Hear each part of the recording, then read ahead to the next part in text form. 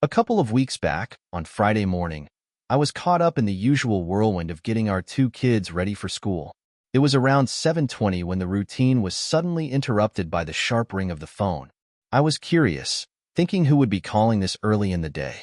The caller ID showed a number with an unfamiliar area code, which only made me more intrigued. "Hello?" I answered, a bit cautiously, pressing the phone to my ear. To my surprise, it was my wife, Emily, on the other end of the line. I wondered why she was calling since we had just talked the night before. Emily works for a big wedding agency, and her call immediately caught my attention. I handle things at home, working remotely and taking care of our kids, while she's often out and about. Even though we had pretty different schedules, it worked out fine for us, and we managed to live comfortably. We have a nice little house in the suburbs with 3 bedrooms and a swimming pool, and we're lucky to have a solid group of friends. But Emily's voice had a different tone this time. She told me that last night, while she was in the hotel lobby, her purse was stolen. "Can you cancel our credit cards as soon as possible? I already let Sarah, my boss, know, and she's arranging for new bank cards to be sent overnight, so I'll have them before my flight tomorrow. She's also transferring some cash to help me get through the next day or so," Emily explained, sounding really worried. "How did this happen?" I asked, surprised because she's always so careful with her things. "Honestly, I made a mistake," she admitted. "I left my purse on the counter when I went to grab some more reading material, and by the time I got back, it was gone." The cashier said she was busy helping another customer and didn't notice anything. My driver's license was in there too, but the hotel staff is checking the dumpsters nearby. If they do not find it, I might need to rely on a taxi for today's meeting. "Do not worry, I will take care of canceling the cards right away," I reassured her. "I am really sorry about this," she said, sounding upset. "Luckily, apart from about $300 in my wallet, there's not much else missing that we cannot replace gradually. I still have most of my makeup in the room, so I will be fine for the presentation this morning. How are the kids?" "I miss us all being together," she said softly. I assured her everything was fine on my end and promised to sort out the bank cards as soon as I hung up. Thankfully, I managed to cancel the cards before any fraudulent charges could be made.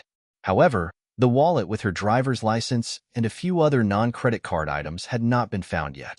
I had to push that worry aside for now. Life carried on as usual, but something caught my attention today that I feel I need to share. While I was going through some paperwork looking for our home insurance policy, I stumbled upon a folder with statements from Emily's Citibank account. She manages an investment fund from the inheritance she received after her parents' tragic passing a few years ago. Out of respect for her privacy, I have never really looked into this account, but seeing the folder piqued my curiosity. I remembered that she inherited around $400,000, and I was curious to see how much it had grown. To my surprise, the balance had grown to over $200,000. As I was going through the statement, I noticed a $4,000 withdrawal from her money account about 8 weeks ago. I could not shake my curiosity about how Emily had spent that $4,000, so I decided to dig a little deeper into her money account. To my surprise, I found that she had written a big check to a local jewelry store just a couple of days after her purse went missing in that same city. I could not help but wonder what she had bought there. She had not mentioned getting anything for me, and I had not heard her talk about buying jewelry for anyone else. Sure, she has a sister, but I could not imagine why he would need a gift worth $4,000. After thinking it over for a while, I went over to the computer and looked up the jewelry store's website. I wrote down their phone number, planning to ask some questions. I picked up the phone, dialed the number, and after a moment, a woman answered, introducing herself as a store employee. She asked how she could help, and I explained that I was calling about a purchase my wife made and wanted to check if there was any kind of warranty on the items she bought. She looked up the transaction in her computer and asked me, "What seems to be the issue with the rings?" That threw me off for a second. Rings? I had no idea what she had bought, but now it was starting to make sense. Before I could say anything, the woman on the phone said, "Oh, I remember this purchase." When she came into the store, she looked pretty upset. She told us her wedding and engagement rings had been stolen, and she needed to replace them. It was a bit of a challenge, but we found something similar. She used her company's credit card at first, but later she sent a check to cover the cost. Hearing this really made my head spin. I had no idea her rings had gone missing. She never mentioned that to me. She only told me about her purse being stolen. The woman went on, "Since you brought up the rings, I just want to assure you we offer a 4-month warranty on purchases. Are you having issues with the diamond setting?" I needed time to take all this in. "You know what?" I said, trying to sound calm. "I think I need to talk this over with my wife first. I will get back to you." I hung up after thanking her. While the woman on the other end of the line sounded a little confused, I was feeling completely overwhelmed. If her rings were in the purse when it was stolen, why would she carry them around like that in the first place? It was strange to think she would not just wear them, especially since there was no reason I knew of for her to hide that she was married. There were no work-related rules that required her to act like she was single. But then a darker thought crossed my mind. What if she wanted people to believe she was not married in certain social settings? Could she have been thinking about stepping out on me while she was away? That thought hit me hard in the gut. We had been married for 15 years, with 2 wonderful kids, Lucas, who was 9, and Mia, 7. I always thought we had a strong marriage and a pretty perfect family. Our personal life seemed great to me, or at least I thought it did. She traveled for work once a month, usually staying a couple of nights in different cities. If she was hiding something, those trips could have been her opportunity. It seemed like losing the rings had really shaken her up, enough that she felt the need to replace them right away with ones that looked just like the originals. I had bought those rings years ago, back when my income was modest, so they were not anything fancy. Getting replacements would not have been too expensive. If she had told the insurance company about it, I would have probably found out. But if her purse was really stolen, she should have reported it to the hotel. What exactly did she claim was missing? Determined to get to the bottom of this, I found the hotel's phone number and called. I asked them if they had any reports on the theft of my wife's purse. To my surprise, they confirmed that they had a written record of it. I asked them to fax me a copy, and before long, I had it in my hands. The report was written and signed by Emily herself. In the statement, she said her purse was stolen while she was dancing in bar. She had left it at her table, and when she came back, it was gone. What struck me most was that Emily had specifically mentioned in her report that she was hesitant to involve the police. As I sat there, taking in all this new information, my mind was racing. It became clear that she had not only kept the truth from me about losing her rings, but had also made up some story about shoplifting. While part of me wanted to believe there could be a different explanation, I could not shake the troubling thoughts swirling in my head. One thing was certain. Those rings had been in her purse while she was dancing with some man I did not know. A few weeks had passed since that night, and now she was getting ready for another trip in just a few days. I realized that I needed to find out more about her plans for this upcoming trip. I wanted to understand what she did during those nights when she was away from home. If she was seeing someone else, maybe losing the rings had been a turning point for her, making her rethink her actions. I knew that if I found out she had been unfaithful, it would probably be the end of our marriage. The thought of that tore me up inside, especially considering the effect it would have on our kids. Emily was a wonderful mother, but I could not stand the idea of her getting custody of the children, not with her constantly being on the road for work. My mind kept jumping from one thought to the next, searching for any clue that might reveal what she was doing on those business trips. Were there any other signs? Had she been reckless, or was she using protection? I figured she must be careful. She would not want to bring home any infections or risk getting pregnant. I had gotten a vasectomy after Mia was born, so pregnancy should not even be possible. If she was seeing other men, she could not depend on them to be prepared, so she must have been carrying her own protection. But where did she keep it? She would not store it at our house or in her car. Her office seemed like the most logical place, but she probably brought them along on her trips. She always carried her work papers, laptop, and presentation materials in a large briefcase she kept at her office. If she had an early morning flight, she would bring the bag home the night before and then pack it in her suitcase for the trip. This little detail stuck with me. I needed to find a way to check that briefcase before she left. I was hoping her next trip involved an early flight, so I would have the chance to do just that. In the meantime, I stayed calm. I knew I had to keep acting like everything was normal, not letting on that anything was bothering me.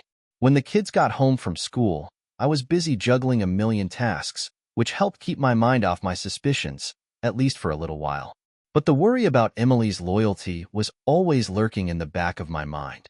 When she got home from work, I was in the middle of cleaning up a mess I had made. I had been trying to get dinner ready and ended up spilling a whole dish of beans onto the kitchen floor. It created quite a mess, and between cleaning that up and managing the kids, I was looking a bit frazzled. Luckily, Emily did not seem to notice anything off about me at that moment. Once the chaos died down and I got everything back in order, I greeted her with a kiss on the cheek. We sat down together at the table, like we usually did, for dinner and our regular small talk. Given how routine everything felt, I was confident she had no idea that I was thinking so much about her upcoming trip. "So, you are heading out again in a few days?" I asked, trying to sound casual. "Yeah," she replied, but I could tell she was not too excited about it. "It is the same old thing. I am really not looking forward to it." That piqued my curiosity, so I pressed a little further. "If you are not enjoying it, have you thought about applying for a different position? You have been with the company long enough. You know the ins and outs of how everything works. I think you could handle just about any role." She sighed and admitted, "I have thought about it, but I want to get more experience before moving into a desk job." I tried to tug at her heartstrings a bit, mentioning the kids. "I really miss you when you're not around," I added, hoping to stir up a bit of guilt. "I know. I'm sorry," she replied, sounding genuinely sympathetic. "I miss all of you too." Still curious, I pressed on, "So, where exactly are you headed this time? Will you be leaving early, or do we get some time together before you go?" I kept my voice casual, aware that our kids were nearby and could overhear us. Even though I was trying to keep things normal, my nerves were showing. My stomach was in knots, making it hard to eat. She did not seem to notice, though. Her mood was just as casual as mine. I briefly wondered if she might be feeling unwell too, but she kept eating, though it seemed like she was not enjoying it much. Maybe I was overthinking things, but the urge to search her briefcase stayed with me. I needed to know if there was anything that could confirm my suspicions about her loyalty. "I'm just heading to Dallas this time. I'll be leaving tomorrow morning at 7:15, she said. Then, with a playful smile, she added, "I need something to keep me going until I get back on Friday," and gave me a little wink. I matched her playful tone, trying to keep things light. Surprisingly, she blushed a bit, which caught me off guard. Her mention of bringing her briefcase home before the trip made it clear that she would not be stopping by the office before heading to the airport. Based on how normal she acted in front of me and the kids, you might think she had never done anything wrong during her trips, or maybe she had just gotten very good at hiding it. I hoped I would get some answers when I finally got a look inside that briefcase. The night before her trip, Emily came home in high spirits. She parked her car in the garage next to mine, like always, and seemed unusually excited. It left me wondering, was she happy because of our earlier conversation, or was there something else going on? She walked into the house without bringing her briefcase, so I assumed it was still in the car. I was busy making dinner, and we sat down to eat together. She casually asked if I could grab her suitcase from the garage after we were done. "Of course," I said, keeping my voice steady, trying not to let any suspicion slip out. "Are you all ready for your trip?" I asked her, as if to reassure. "Yeah, it's just a routine trip," she replied. "My briefcase is already in the car, and I'll pack an overnight bag with the essentials." Trying to keep the conversation natural, she asked, "Got any plans while I am away?" "Nope," I said, sounding content. "The kids and I will stick to the usual routine while you are gone. Maybe we can plan something fun for the weekend when you get back?" "That sounds like a plan," she agreed, genuinely. After dinner, she helped me clear the table and load the dishwasher. Once we were done, she headed to the bedroom to pack, and I went to the garage to grab her suitcase. I checked the car, but I did not see her briefcase inside, so I figured it must be in the trunk. I had already come up with a plan to get into it later that night.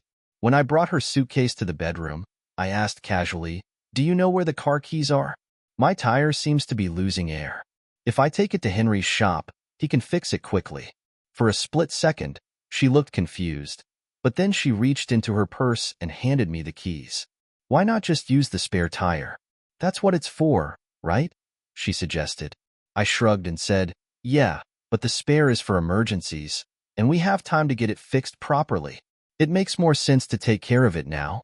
I took the keys and hurried back to the garage before she could change her mind. I drove her car out and headed to the station my old buddy Henry owned. When I pulled up in front of one of the service bays, I honked to get his attention. Henry noticed me right away and opened the door, waving me inside before closing it behind me. "What's up, man?" Henry asked, leaning against the workbench. "My tire's fine," I admitted, "but I needed some time to check on something else." Henry raised an eyebrow. "Problems at home?" "Maybe," I muttered, not wanting to get into it. I opened the trunk and pulled out Emily's briefcase. I placed it on the table in front of him and unlocked it. I unlocked the briefcase. Just then, Henry noticed a customer pulling into the station. He gave me a quick nod and said, "Well, I've got someone to help. Take your time, man." Nodding back at him, I turned my focus to the briefcase, searching it carefully to make sure I did not leave any trace of my rummaging. My fingers moved through the pockets, and suddenly, my heart sank as I pulled out a small package that caught my eye. It was an open pack of contraceptives, with a few pieces missing. My worst fears hit me like a brick. I carefully placed the package back where I found it and closed the briefcase, making sure everything looked just like it had before. I stashed it back in the trunk and locked it up right as Henry returned. "Did you find what you were looking for?" he asked, clearly curious. "What's going on?" "I did," I answered, my voice heavy with disappointment and sadness. "Mind if I stick around for a bit? Maybe you can check the tire pressure while I figure out what to do next." Henry gave me a knowing look, but didn't ask any more questions. He was a good friend, and I appreciated his quiet understanding. After he checked the tires, I drove out and headed to a nearby gas station. I filled up her car's tank, wondering if I would ever do that for her again. My thoughts were a mess, but I couldn't help but feel thankful for Henry's support as I headed back home. Pulling into the garage, a dark cloud seemed to settle over me, and a wave of panic crept in. Anger and frustration boiled inside me as I tried to wrap my head around how she could betray me, betray our family, like this. The more I thought about it, the more I realized I needed to start planning my next steps. If I was going to protect my kids and secure custody, I needed real evidence of her infidelity. As much as she had failed me as a wife, I knew she was a good mother. The kids needed her in their lives, but I was determined to fight for full custody. She would have to explain to her sister and our friends what had led to our divorce. Walking back inside, I called out from the bedroom, "All set?" It was just a nail causing the problem. "Okay, thanks," she replied, not meeting my eyes. I could feel the tension in the air. I went into the kitchen, grabbed a beer, and then joined the kids in the family room, where they were watching TV. I tried to settle my mind, but the sadness of what was about to happen weighed heavy on me. About 30 minutes later, Emily came into the room and sat down beside me on the couch. By then, I had calmed down a bit, but the realization that our once happy family was slipping away still hung over me. To my surprise, Emily snuggled up closer to me, whispering in my ear, "Are you ready for tonight?" I took a sip of beer and replied, "I think so, but my stomach's not feeling great." "Oh, that's too bad," she said softly, sounding genuinely concerned. She held me close and whispered, "I love you." Without thinking, I put my arm around her, still grappling with the whirlwind of emotions inside me. Despite everything, a small part of me still felt affection for her. I could not help but wonder why she did it. Was it the thrill, or was she looking for something I could not give her? I might never know for sure, but what I did know was that my trust in her had been shattered. We put the kids to bed together, and as I watched her kiss them goodnight, I realized that by morning, she would be gone. The kids were used to her traveling by now, so they did not seem too upset. That night, we made love, but it felt hollow, like something essential was missing. Sensing that something was off, Emily asked, "Is your stomach still bothering you?" "Yeah," I nodded, "but I can handle it." Desperate for her to choose us, choose our family over the trip, I asked quietly, "Do you really need to go on this trip?" Deep down, I was hoping that this was all just a terrible dream I could wake up from. She sighed, sounding regretful. "I'm sorry, honey, but I have to go. I'll try to wrap things up quickly and come home as soon as I can. I'm really looking forward to spending the weekend together." With a heavy heart, I sighed back and said, "All right, let's get some sleep." You've got an early flight tomorrow. I'll take a quick shower now, so I won't have to worry about it in the morning, she said. Okay, I replied. While she was in the shower, an urge came over me to check her suitcase, curious about what she had packed. At first glance, the clothes on top were typical business attire, nothing out of the ordinary. But as I dug a little deeper, I was startled to find some of her most revealing lingerie and that small black cocktail dress she always looked stunning in. Feeling conflicted, I quickly put everything back the way I found it and closed the suitcase. I returned to bed, but sleep never came. I lay there, my mind racing. When I heard Emily stirring around 5 in the morning, I stayed in bed, deciding not to get up to see her off. As was her habit, she leaned over to kiss me on the cheek before leaving and asked, "Still not feeling well, honey?" I simply nodded, too overwhelmed to respond. I listened as the garage door closed behind her, and once I knew she was gone, I finally got up and headed to the shower. I knew the day ahead was going to be tough. After getting the kids ready and off to school, I sat down with my breakfast and pulled out the phone book. I flipped through the yellow pages, searching for private detective services. My goal was to find an agency with a presence in the city where Emily was headed. I called around and eventually found one with a branch in Dallas, the city she was traveling to. I set up a meeting with them that morning, hoping they could give me the answers I needed. Next on my list was finding a divorce attorney. A friend had recommended someone to me a while back, so I tracked down his contact information and gave him a call. We scheduled an appointment for the afternoon. I hoped this lawyer would help me navigate the difficult road ahead. Later, at the private investigator's office, I explained my situation and arranged for surveillance on Emily the night she was in Dallas. I handed over a recent photo of her and gave them details about her travel plans.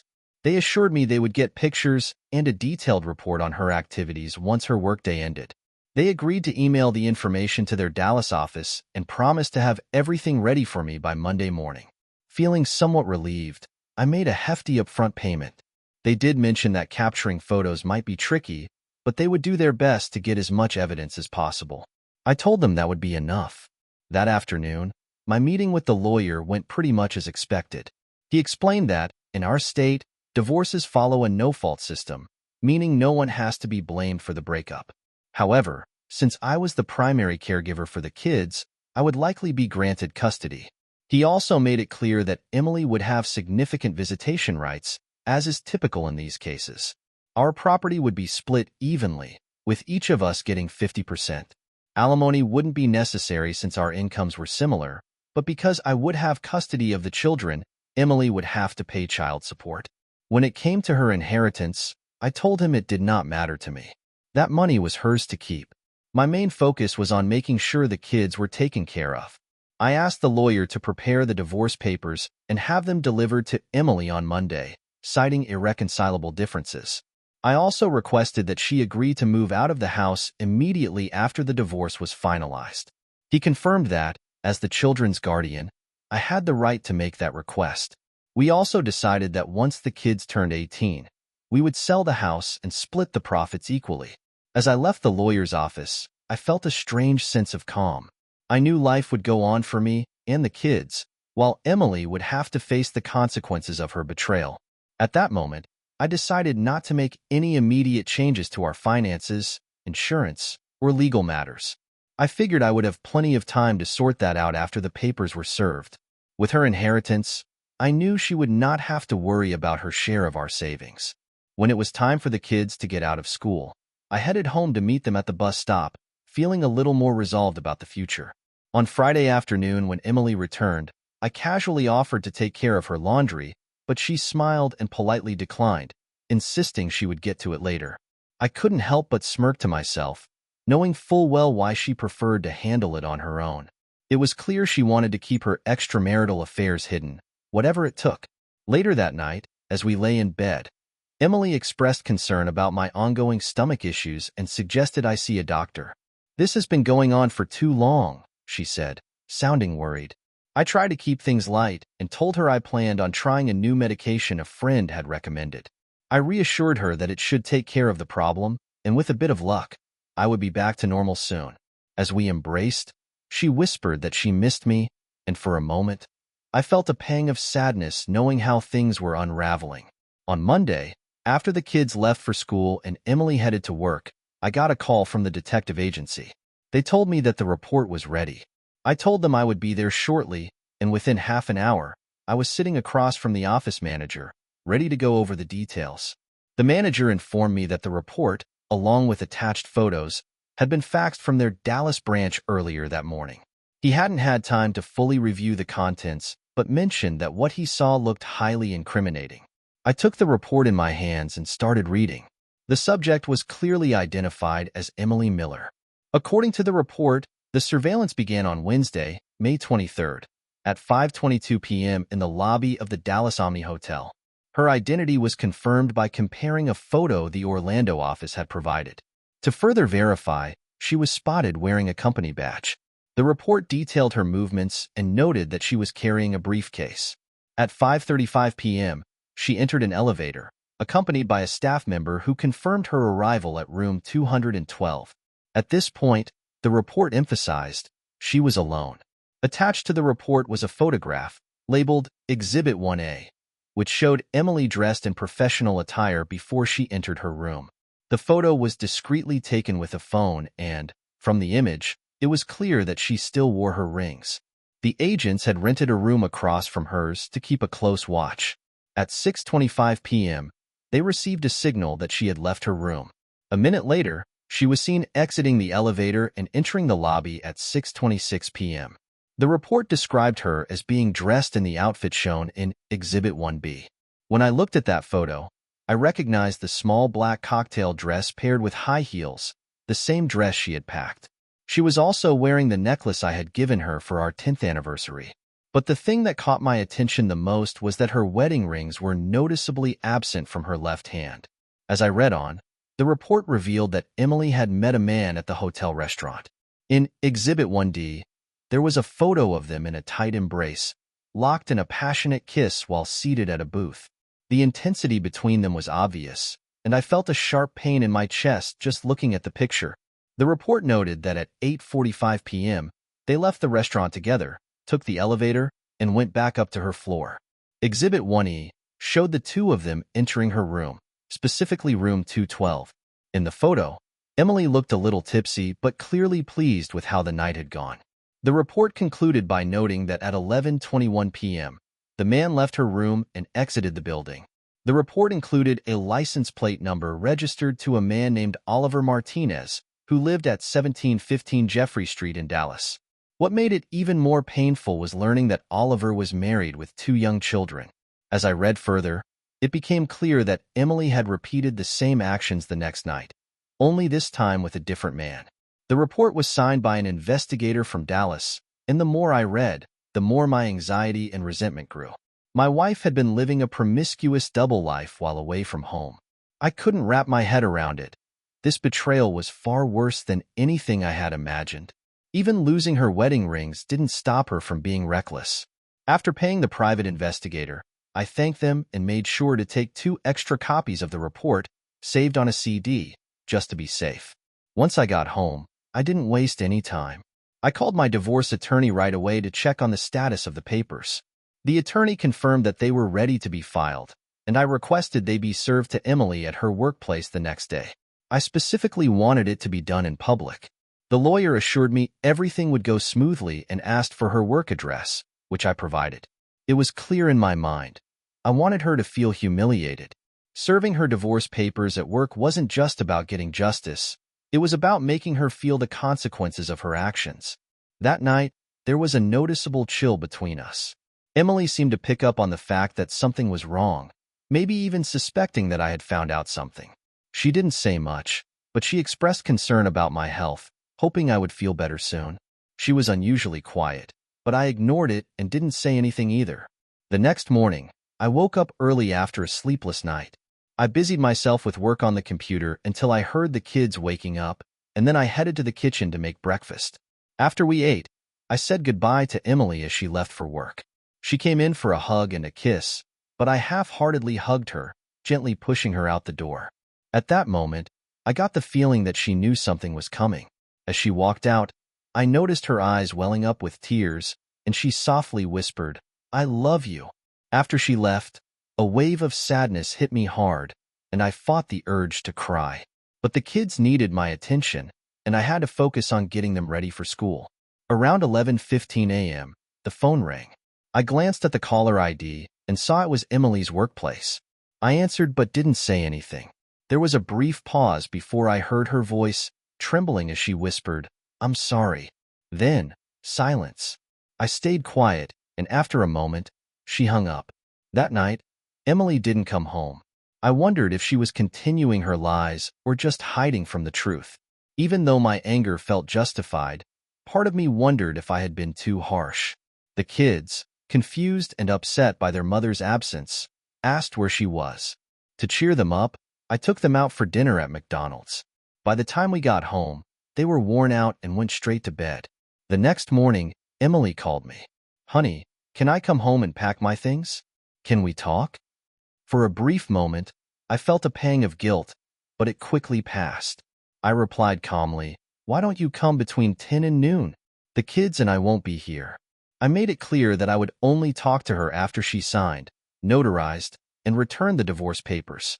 Then, and only then, I would listen to what she had to say. She sobbed on the other end before finally responding, "Okay." A few months later, our divorce was finalized. Emily had signed the papers, and our marriage came to an official end. During that time, I found out she had become pregnant during the affair.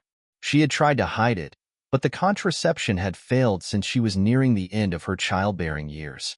Even if I hadn't uncovered her infidelity through the lost rings, the truth would have come out sooner or later. There were rumors she had started dating again, and I found myself wondering if I should warn any future partner of hers about her unfaithfulness. It seemed unfair for someone else to go through the same pain. We eventually had a meeting in my lawyer's office, where she begged me to reconsider the divorce. She pleaded about how hard it was not having unrestricted access to our children, but I explained to her that I could no longer trust her.